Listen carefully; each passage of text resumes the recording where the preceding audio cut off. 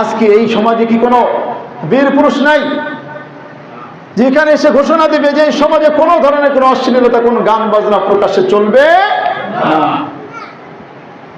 যদি আমরা এতটুকু দিতে না পারি, এতটুকু যদি আমরা করতে না পারি, তাহলে কিসের মুসলমান আমরা, কিসের আমরা পুরুষ? আজ আমরা নামাজ পড়ি, নিজে নামাজ পড়ি, আমার সন্তান নামাজ পড়ে না, আমার স্ত্রী নামাজ পড়ে না, আমার প্রতিবেশী নামাজ পড়ে না, আমার কোনো খোঁজ খবর নাই।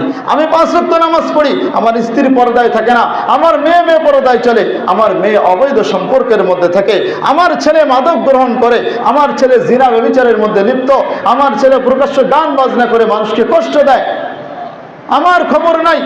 কি হবে তোমার কপালে সিজদার দাগে? কোনো কাজ হবে না।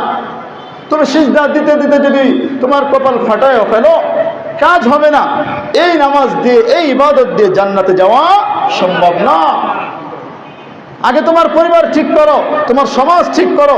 ইসলামী শরিয়াত এটা কোনো ব্যক্তিগত নয়, বরং ব্যক্তিগত জীবন থেকে নিয়ে পারিবারিক জীবন, সামাজিক জীবন, রাষ্ট্রীয় জীবন পর্যন্ত ইসলামী শরিয়াতের সকল দিক নির্দেশনা আল্লাহ তাআলা দিয়ে দিয়েছেন। আজ আমরা শরীয়তকে আলাদা করে ফেলেছি, মসজিদের মধ্যে সীমাবদ্ধ করে দিয়েছি। মসজিদের মধ্যে আমরা এই বয়ান করি, বয়ান শুনি, কিন্তু মসজিদের বাইরে গেলে ঠিকই আমার ঘরে গান বাজনা চলে, ঠিকই আমার মেয়ের বিবাহের সময় গান বাজনা চলে, আমার ছেলের বিবাহের সময় গান বাজনা চলে, প্রকাশ্যে আমরা অশ্লীলতা করি, মাদক গ্রহণ করা হয়। অথচ এর বিরুদ্ধে কোনো একজন বীর পুরুষ দেখলাম না যে তারা এটার বিরুদ্ধে ঝাঁপিয়ে পড়বে, অথবা গ্রহণযোগ্য কোনো একটা পদক্ষেপ কাউকে নিতে দেখলাম না।